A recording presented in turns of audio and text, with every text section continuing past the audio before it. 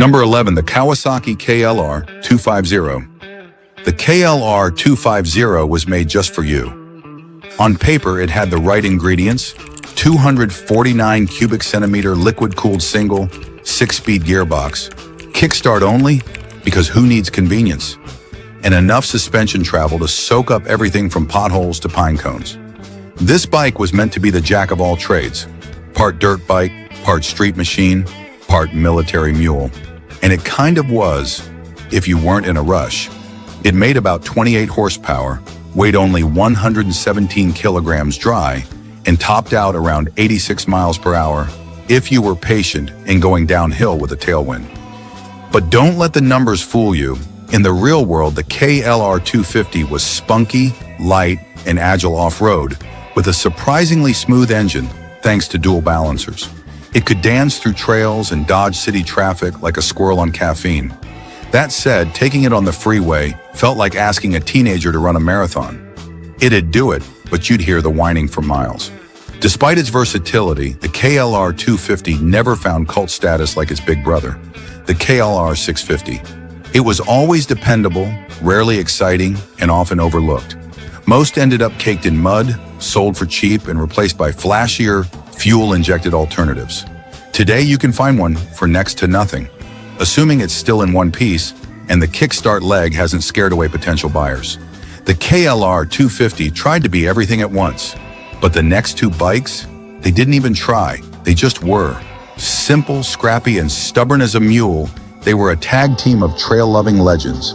Number 10, the Yamaha XT 225 and TW 200, a dynamic duo of dirt-leaning dependability. If motorcycles were characters in a Saturday morning cartoon, these two would be the plucky underdogs who always save the day. The XT225 is the agile adventurer, quick on its feet, ready to leap over logs or sneak through alleyways. The TW200, it's the chunky sidekick with tires so fat they look like someone accidentally installed ATV wheels. Both of these bikes were built for one thing: making life simple. No flashy tech, no confusing electronics, just an air-cooled engine, a steel frame, and a get-on-and-go attitude. The XT225 packs a 223 cubic centimeter single that cranks out around 19 horsepower, enough to climb a mountain or cruise a back road with a grin. It's tall, light, surprisingly capable off-road. Think of it as a mountain goat in a motocross jersey. Meanwhile, the TW200 rocks a 196cc thumper that only makes about 11 horsepower, but don't laugh, it's got the kind of low-end grunt and fat tire traction that'll get you through sand, mud, snow, or a Walmart parking lot with equal ease. Neither of these bikes is fast, and that's the point. They're about exploring at your own pace, with a smile on your face and a toolkit you'll barely ever need. Drop them, pick them up, stall them, kick them over, break them. Well, good luck. It's harder than it sounds. Even in 2025, the TW200 is still in production, because why fix something that's already borderline bulletproof? New ones go for around $5,000, and used XT225s or TWs often hold their value thanks to near-mythical reliability and the fact that there just isn't anything else quite like them. From trail-slaying goofballs to pavement-pounding pragmatists, we're trading knobby tires for center stands. Number 9 isn't flashy, but it just might outlast your truck. Number 9, the Honda Nighthawk 250 and 750. Back when motorcycles were getting flashier, faster, and more complicated, Honda went the other way. The Nighthawk series was built like a handshake, honest, solid, and no surprises. The 250 was your entry-level wingman, and the 750? That was the working man's leader bike, minus the drama. On paper, the Nighthawk 250 featured a 234 cubic centimeter air-cooled twin pushing out around 20 horsepower. Lightweight, carbureted, and humble.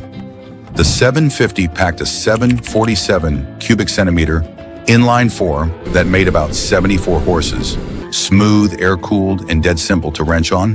Both came with 5-speed transmissions, center stands, and enough reliability to make Swiss watches feel insecure. But here's the thing, they were so practical, they bordered on invisible. The 250 was perfect for learning or commuting, Just don't ask it to pass a semi. And the 750? It had decent power, but in a world obsessed with sport bikes, it didn't exactly set hearts on fire. No fairings, no racing heritage, just pure function. Buyers respected them but didn't lust after them. They depreciated like furniture, and for years they were forgotten, until riders realized they were actually gold mines of dependability.